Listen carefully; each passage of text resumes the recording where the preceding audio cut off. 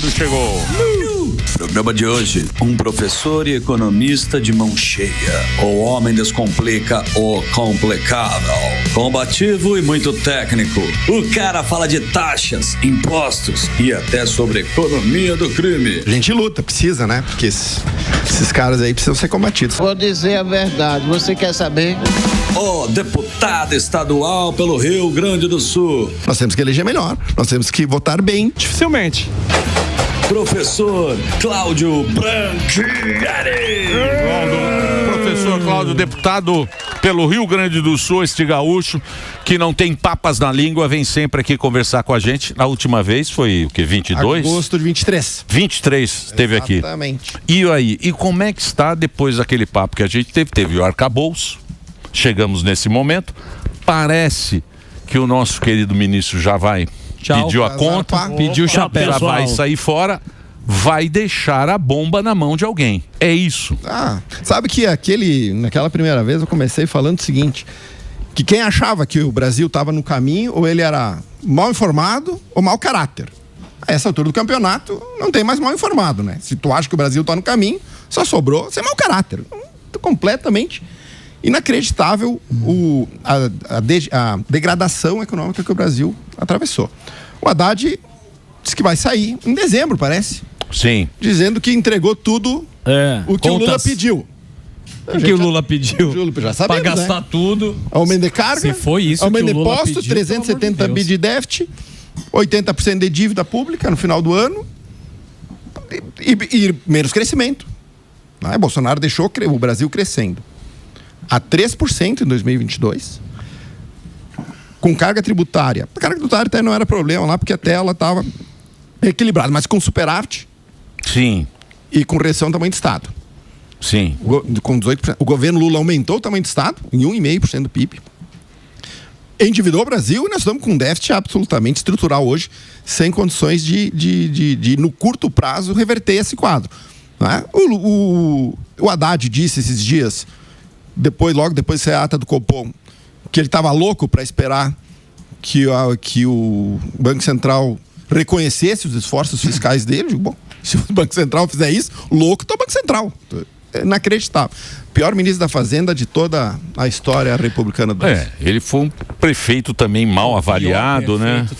Então ele foi ministro da Educação também. Pior. Pode pedir música no Fantástico. O pior ministro da Educação, pior prefeito da história de São Paulo e agora o pior ministro da Fazenda. Mas, professor, mas e o futuro? O que a gente faz? Como é que a gente vai sobreviver a isso? Porque estão vendendo, eles estão... Se bem que o governo está meio que... Tá meio que fala, não, tem isso bom, isso aqui é bom. Ele fala que o Haddad está falando que o futuro do Brasil vai ser lindo. Vai? Não sei, o Brasil sempre surpreende. Mas o Brasil, mas e a dívida pública? E a dívida? Eu sei, então, mas eu quero saber como é que a gente... O que vai ser do Brasil lá na frente? Mas vamos lá. Você que domina a área. Nós estamos... De novo, Bolsonaro deixou crescendo a 3, em 2026 o crescimento foi 3,2, depois 3,4, esse ano vai crescer 2,5, o ano que vem os caras falam em 1,5. O crescimento do Brasil está diminuindo. Nós estamos numa era do pleno emprego. Uma era de pleno emprego relativa. A gente não pode esquecer que tem 95 milhões de pessoas inscritas no Quadro Único, 19 milhões de pessoas recebendo Bolsa Família. É óbvio que tem uma correlação que afeta o mercado de trabalho e que tira pessoas do mercado de trabalho simplesmente porque preferem receber Bolsa Família. Então você está na seguinte cruzilhada. Você vai precisar fazer um ajuste fiscal, porque a dívida pública está perto do controle. Olha só o dado. Nós demoramos 200 anos a dívida para chegar a 7 trilhões de reais. 7 trilhões e 200 bilhões de reais, que era em 2022. Nós vamos bater 10 trilhões esse ano. Nós crescemos 3 trilhões de reais em 3 anos.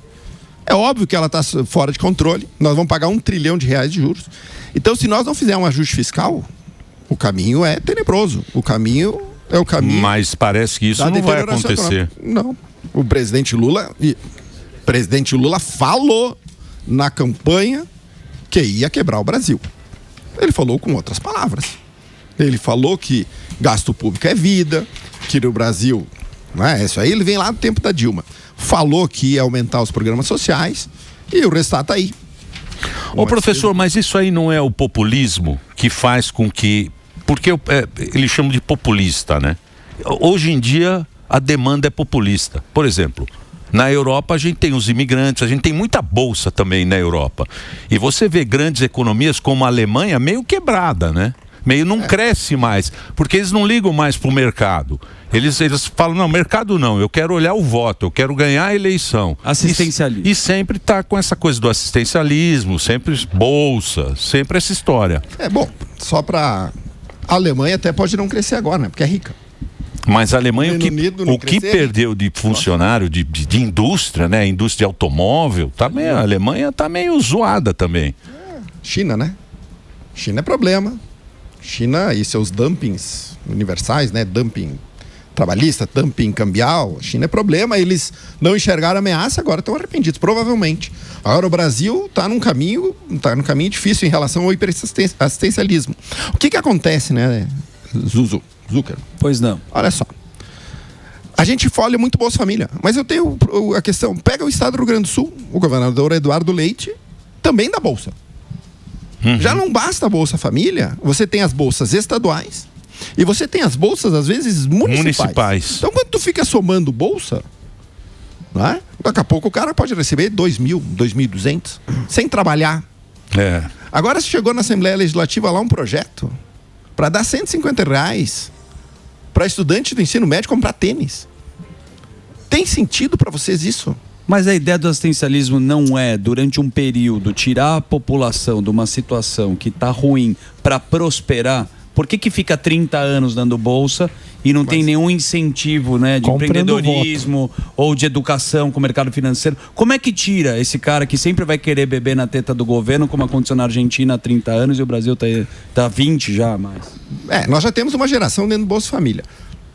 A reclamação principal em relação ao Bolsa Família é que não tem porta de saída, só tem porta de entrada. O governo diz, tiramos 1 milhão de pessoas do Bolsa Família, não sei o quê. Mas a verdade é que o Bolsa Família, a única questão real é que ele tira do mercado de trabalho. Vicia. A taxa de desemprego no Rio Grande do Sul é 4%. 4%. Só não trabalha quem não quer.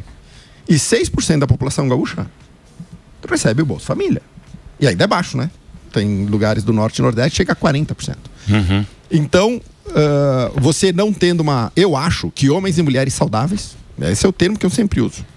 Você está apto ao trabalho, você está em idade de trabalho e você tem saúde para o trabalho, o governo tem que te oferecer um emprego. Se tu disser não, tu não pode estar no Bolsa Família, né? E os prefeitos têm um poder que eles não entendem.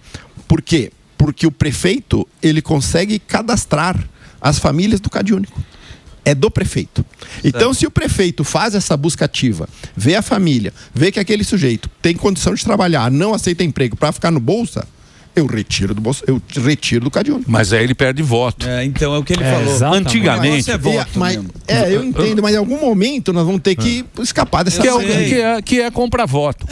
Na minha época era assim. Como era? Na minha época era assim. Não sei se na sua época era assim. Você ia lá e viu o cara desdentado. Aí você dava a parte de cima da dentadura. A ponte. Depois da eleição, se você ganhasse, você dava a parte de baixo. Só os laterais. Você só dava. Zagueirão que era a compra de voto. Hoje em dia, essa bolsa é compra de voto. Só que ninguém fala. Porque ele fala, não, são benefícios sociais. Isso. É esse nome que a esquerda inventa, que a gente acha bonito e engana todo mundo. Floriano Peixoto. É isso, professor? É isso aí. E é o que não funcionou. A verdade é essa, né? O Brasil não saiu da pobreza. Você sabe que até 2002 o Brasil crescia mais que os mercados emergentes, crescia mais que o mundo e crescia mais que a América Latina. É o país do futuro? Até 2002. 2002. De 2002 até hoje nós crescemos menos que os emergentes, menos que o mundo e menos que a América Latina. E quem esteve no governo de 2002 para cá? E agora ele diz que quer ganhar para consertar o Brasil. Agora vai. Verdade. Tá aqui, ó.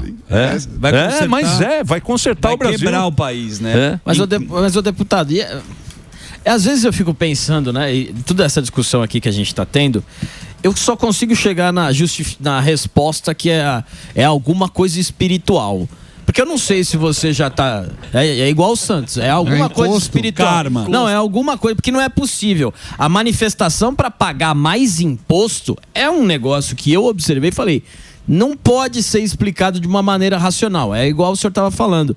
A gente tá, a nossa história praticamente a história da República inteira, nesse mesmo lugar, com as mesmas pessoas, fazendo as mesmas coisas. E vai mudar como? Então, como? Eu não sei. Não fecha a conta. O ano passado nós batemos a maior carga tributária da história. Tá?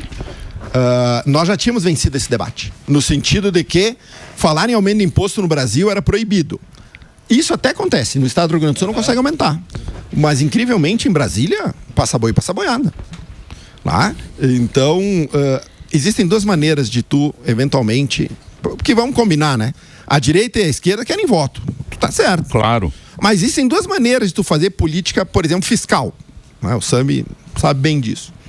A da esquerda, que é cobrar mais imposto e distribuir renda, e a da direita, que é reduzir o peso do Estado e diminuir imposto, que era o caminho que nós estávamos trilhando e que é sustentável no longo prazo. Porque se você diminui o tamanho do Estado e você diminui o imposto, sim, você não tem problema de endividamento, né? Você trabalha com responsabilidade fiscal. A da esquerda é dane-se a responsabilidade fiscal, aumenta gasto, distribui bolsa, garante voto via bolsa, né? E depois se perpetua no poder. E depois tu precisar cobrar inflação, imposto, que se dane. Isso mesmo. Mas e depois paga na inflação. Paga na inflação. A inflação. Mas quem se ferra é o coitado, o pobre. É o pobre.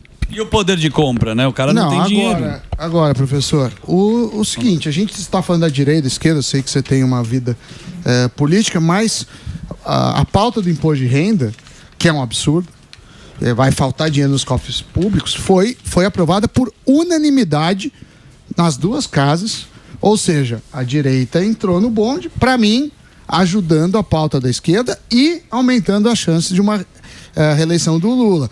No seu partido, você não chama a atenção e fala, pô, isso é um absurdo aí o que vocês estão fazendo. Tá, para mim, ajuda muito mais o Lula do que a direita. Sabe, deixa eu falar um troço. Eu vou te explicar, eu vou te responder dando um exemplo que aconteceu. Lá no Rio Grande do Sul, votaram Bolsa Família. Gaúcha. Bolsa Gaúcha era o nome. Certo? Era 250 pila. Bolsa Gaúcha. Bolsa Gaúcha. Votei contra. 3 deputados votaram contra. O PT subiu na tribuna para reclamar do Bolsa, do programa do governo, porque ele é oposição, né? Sim. Aí eu disse, e aí? Vão votar comigo, né? Contra. Se não, dinheiro pro povo. Vou votar a favor. Então, mesmo que eles tivessem restrições, para o público deles, não tinha como tu dizer não. Para um legislador,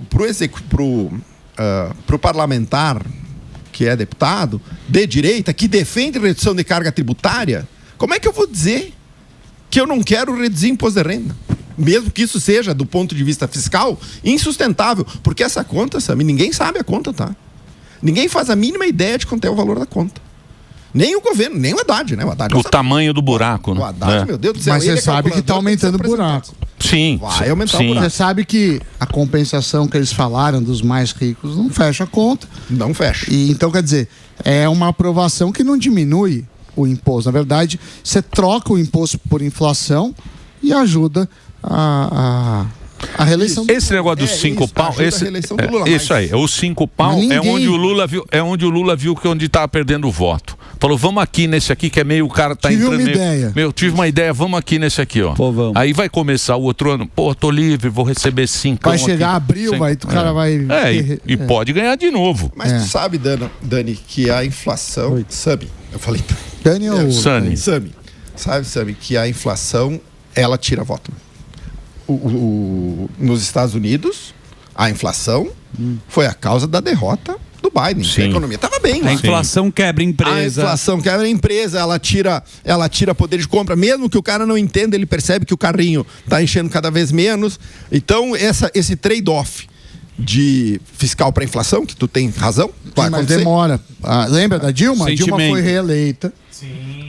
Segurou os preços, fez os maiores absurdos do ponto de vista de mecanismos de mercado. Ela, não sei se lembra, da luz. Ela segurou luz, gasolina, tudo. Isso aí. Ela foi reeleita e o negócio estourou no ano seguinte. Que vai acontecer a mesma coisa. E demorou 8 anos. Demorou 8 anos para por imediato. Sim, tu tens razão nisso. Então você está trocando uma popularidade de curto prazo por um comprometimento do país de médio e de longo prazo. Mas até aí, o cara já está eleito mais 4 anos. E impeachment não é tão fácil. O da Dilma foi uma conjuntura que levou ao impeachment. Não foi só o problema da inflação. Você fala da percepção do povo, né? Exato. Porque 26 em 27 que vai começar a vir Vai uma estourar. crise. Não é isso? É isso aí. Então, o cara que vai Eles estão tentando, tá? Eles estão tentando empurrar tudo que dá. A direita está ajudando também. Até 2027. Eu não ajuda, então. Mas eu entendo. O que você acha da posição da direita agora, com o Bolsonaro preso, o Bolsonaro lá na... Agora tá essa confusão, os filhos do Bolsonaro, um que tá lá, o Ramagem que foi lá para os Estados Unidos, tá meio... bagunçado. Tá bagunçado. Porque né? a direita sem Bolsonaro é isso, é um bando. A verdade, nua e crua, é isso. Sem Bolsonaro, a direita é um bando, do qual eu, inclusive, faço parte. Não há ainda uma liderança dentro da direita com a força, com o voto e com a capacidade de, digamos assim, harmonizar todo esse campo político que tinha Bolsonaro. Porque o povo escolheu o Bolsonaro. Claro, e ele tem todo esse reconhecimento por parte da população do líder que ele é. Sem Bolsonaro, a gente fica meio perdido. Sem alguém que consiga unir essa galera em torno de um objetivo comum. Há algumas tentativas, mas por isso que a gente foi perdendo espaço nas redes. Tão logo, o Bolsonaro ficou proibido de falar. Veja bem, Bolsonaro está incomunicável. Agora pior ainda, né? Mas estava até sexta-feira, usando tornozeleira eletrônica, estava sem poder usar redes sociais, praticamente incomunicável, em prisão domiciliar, por um inquérito que ele não foi sequer indiciado. Isso, exatamente. Ou seja, uma prisão ilegal sob qualquer aspecto. É política, né? Política. Sim. Eu nem vou te dizer. Agora, você não acha também, eu estava pensando outro dia, eu acho que o Bolsonaro, ele foi um fenômeno tão rápido e tão forte que entrou muita gente no esquema Bolsonaro sem ser bolsonarista. Sim. Os oportunistas, que tem muito no Brasil, principalmente na política. E agora a gente está conhecendo quem é quem, com esse momento que o Bolsonaro está enfraquecido. Sim. Nesse momento a gente vai ver quem é bolsonarista e quem é oportunista. Agora... O que você acha disso? Ainda mais agora. Porque a gente vê que está todo mundo querendo o voto do Bolsonaro, eles querem o patrimônio do Bolsonaro, que é o espólio dele. Mas não estão se aproximando do Bolsonaro. Mas não querem imagem. Bolsonaro livre. Assim, a direita, ela ainda precisa fazer muitos filtros, tá? Nós temos muitos traidores aqui. Os filtros vão melhorando. Na época de 2018 era o PSL, meu Deus, aquilo era um saco de gatos. Tinha lá Joyce, Jota, companhia. Sim, depois de 2022, ele já estava no PL, mas ele só entrou em 22 no PL. Isso. Do Partido Liberal. Que é do Valdemar. Que é do Valdemar. Aí, ali, pelo menos, se consolidou, né, como um partido do Bolsonaro, começando a fazer filtros ali. Ainda temos muito problema ali dentro, tá? Existem muitos parlamentares que não têm coragem de se posicionar com medo da censura. Tu imaginava? Eu me lembro que o Emílio sempre disse assim: censura não tem ombro. Você lembra? Lembro. Até o pescoço. Lá no começo. Dizia, censura não tem ombro. Mas eu já esperava o pior, mas isso que estou vendo é muito pior do que eu esperava. Eu jamais imaginei que nós estivéssemos num período no Brasil com o medo imperando tão forte na população. Hoje tem que ter coragem para subir na tribuna e chamar o Brasil do que ele efetivamente é. Hoje nós somos uma democracia relativa. Tá? Se tu pegar o despacho que determinou a prisão do Bolsonaro, que é um despacho de 19, para ir ler, tu tem um AVC. É uma coisa inacreditável. Ele fala lá em manifestações populares criminosas. Reuniões de apoiadores, reuniões ilícitas de apoiadores ou ilegais. O despacho proibiu o direito de reunião. O direito de reunião que é garantido pela Constituição. Que a última vez que eu me lembro que foi banido no Brasil foi no AI-5. Mas não tem muita oposição, né? Porque só para fazer uma releitura aqui do que aconteceu com o Brasil. Quando foi votado o Zanin, o Flávio Dino, a própria direita, acho que até o filho do Bolsonaro, não sei, votaram, colocaram eles no poder. Vai ter agora o Bessias, vai pro Senado. Vai também. Vai passar também. Eu sei que é o presidente que escolhe, mas você não acha que é uma crítica para o que acontece no nosso país? A gente não sabe em quem votar? Não é os senadores que a gente votou que poderiam dar um caminho para o Brasil? Não é a função deles. Não é a função do Senado. O que eu vou falar aqui não é muito popular, mas preciso dizer o que eu penso de maneira muito clara. São 27 unidades da federação. 16 no Norte e Nordeste, 11 no Sul, Sudeste e Centro-Oeste. E o Norte e Nordeste, de certa forma, atuam como um bloco. Então o Brasil hoje é governado pelo Senado no Norte e Nordeste. É só tu pegar o Alcolumbre. Ele é do Amapá. Não, mas o Senado, o Senado tá falando não que é os o caras Senado, da não, oposição mas não é, contra não, o mas não é, Zanin. mas não é. Cada estado tem 3 senadores. Tá bom. Não importa o número de eleitores. Mas não precisa. O que ele está falando é o seguinte: o Nordeste vota em bloco. E sempre vai ser governista. Só que Isso. Sempre vai, Sim. o Nordeste sempre vai ser governista. E lá a esquerda tem muita força. Então, tu ser governista lá, o governista é isso aqui que nós estamos vendo. Sim. É isso aqui, certo? Dá voto. O Brasil Sim. sempre foi E governo. a visão desse político é muito mais local do que nacional. Isso. Esse é que é o problema do Brasil. Sim. Entendeu? Qual é A visão dele é só. Mas se o cara é oposição... Eu sei, mas não é oposição. Que então oposição? não tem oposição. Não, tem oposição. Então, mas por que a oposição aprova a pessoas que depois vai falar, olha Isso, vai falar como da esse independência. juiz.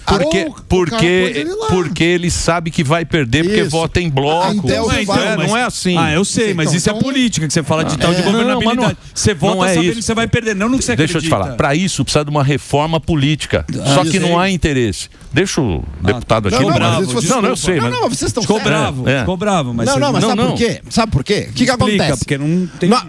Porque, vamos pegar lá. Rogério Marinho. Sim. Baita senador do Nordeste, de Natal. Isso. Quantos Rogério Marinho tem no Nordeste? Um só. Só o Marinho. Não tem outro, cara. É. Entendeu? Então, qual é o nosso desafio?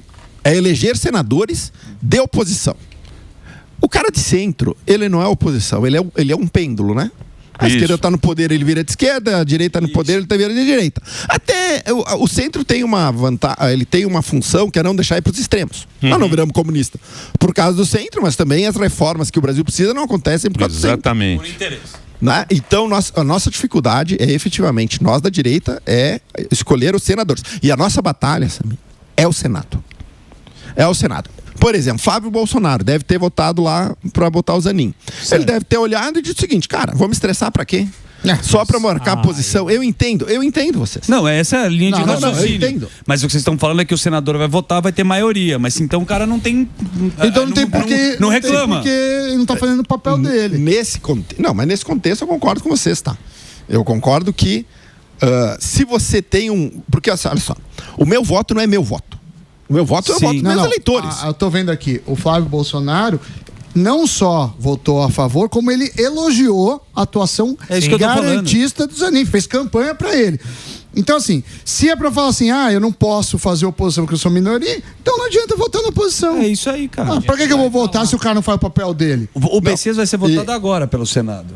E Vamos- pergunta se ele vai passar. Vamos ver, porque o Alcolumbre não quer o Messias. Né? É, porque isso depende também Alcolumbre do não quer o presidente. Messias. O Bessi. Isso também Presidente depende do presidente. O presidente da Câmara e do Senado tem muito poder aqui no Brasil. Eles têm muito poder. Ele mete qualquer coisa na gaveta e aquilo não vai para frente. Parece que o Flávio Bolsonaro Entendeu? depois fez a campanha a favor, depois votou contra o Zanin após pressão das redes. Não, e Só tu tem que corrigindo pressionar aqui. mesmo. Tá vendo aí? Você errou tem que também. pressionar. Votou E assim, ó, contra. mas essa Elogiou, é a mas votou contra. Elogiou, mas na hora H. Ele é votou bom, mas eu contra. voto É contra. que nem o Emílio.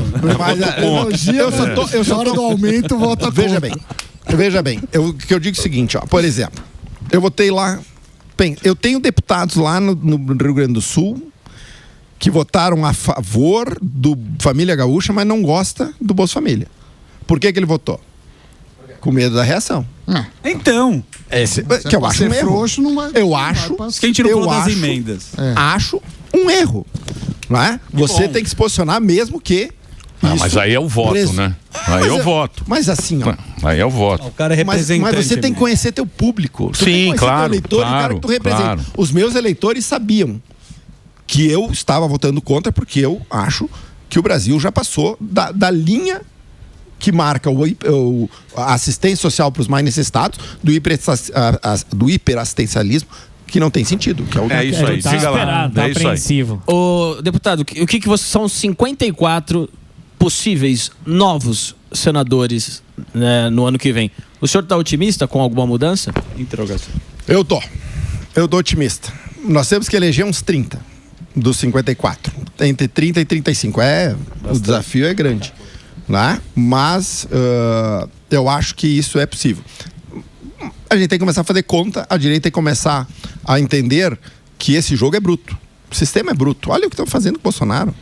Tá? Então a gente tem que começar a fazer contas. Eu vi, por exemplo, a discussão com a Ana Campanholo. Sim. Aqui. Opa. Foi aqui. Foi culpa do Zuckerman isso aí. É conta. Tem que fazer conta. Nós precisamos de 30 senadores. Nós temos estados que nós precisamos ter, né? Cara com 5 estrelas competindo naquele estado para garantir maioria na direita. O que eu entendo? O Bolsonaro, inelegível. Eu tenho 3 candidatos. Jair, Messias e Bolsonaro. Para presidente. É isso. Esses são os meus candidatos. Se não tiver Bolsonaro na urna, para mim é golpe. Eu vou ter que escolher outro. Que vai ser, obviamente, quem o Bolsonaro escolher. Me parece que tudo indica Tarcísio. Mas cada hora é um nome também, né? Os caras não decidem. Parece o Zuckerman. Eu acho que Tarcísio é o nome que vai. Mas se o Tarcísio vencer... já está se auto-intitulando também. Então esse é o problema. Você não acha que esse é o problema da direita? De agora realmente assim... Não, mas precisa definir, mas né? o Flávio... a direita precisa definir. Quem vai passar? Quando define? Cada um sair falando que... Matando no peito, falando que tá com ele a bola, ferrou, né? Flávio Bolsonaro, ele precisa lançar a candidatura dele porque ele tem que lembrar a qualquer um que queira os votos da direita que eles precisam conversar com o Bolsonaro. Não, tu não vai conseguir o que é o que o Centrão quer. O Centrão quer os votos do Bolsonaro sem conversar com o Bolsonaro. Digo não. O Bolsonaro tem uma militância que é gigante, aguerrida, que vai para a linha de frente. E se tu quiser que esse exército orgânico defenda uma candidatura como a do Tarcísio, tu precisa pedir. Precisa ter a bênção, né? Mas como ele apoia agora? Ele tem precisa ter a bênção, precisa ser ungido pelo Bolsonaro. Não interessa. É o sucessor, como baixinho, é isso aí. Tá esperando a convocação do isso aí. Lógico, política mas é assim. pô. Política, porra. Isso é política. É o sucessor. Pô, é lógico. Eu disse. Claro. Meus sogros foram para a Argentina semana passada. Tava bom? Gostaram. Eles encontraram uma refugiada lá. Sim. Do 8 de janeiro. Putz. Cara, ela foi pra lá, fugiu, deixou os filhos aqui, teve que ir embora, mamãe, nunca cometeu nenhum crime. Essa mulher tá na Argentina, passando necessidades, fazendo limpeza pra tentar sobreviver. O que ela fez? Nada. Absolutamente nada, e ela vai ser condenada. Então esse Brasil aqui, nós precisamos aprovar a anistia ampla, geral e restrita para amanhã. Já esqueceram essa pauta também. Aí vem o Flávio Bolsonaro, dizendo, eu sou o candidato. Se vocês quiserem que eu não seja, me avisa. Tem a anistia ampla, geral e restrita que tem que passar. E aí nós temos que ir para a briga. Né? E eu acho que em caso o Tarcísio seja eleito, eu acho que nós temos grandes chances de tirar o Lula, e com o Lula morre o PT. É a última eleição do PT. O Lula vai o Haddad vai sair alguma coisa. Ele já tá, lógico. O Lula é o calango. Procure saber. O Lula é o calango. É que você é do sul, não tem calango. No Nordeste, no Nordeste tem calango. O calango, quando você fala assim, calango no sul, o calango vem e aparece. Lá no sul não tem calango. Não dá um bote errado. Professor, o papo sempre é muito bom. Eu fiquei muito feliz aqui de ter a volta do professor Cláudio aqui com a gente. Eu vou passar o Instagram. Espero que você volte mais vezes aqui pra gente trocar uma ideia, bater um papo. No Instagram, professor Cláudio Branchieri. Branchieri é com CH, Branchieri, para você que está no rádio, BRANCHIERI.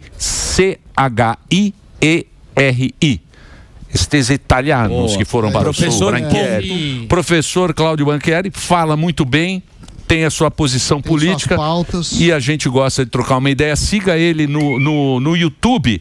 Ele tem falas muito bacanas no YouTube, o professor Cláudio Branchieri. Muito obrigado por você ter vindo, professor. Eu que agradeço. É um prazer recebê-lo.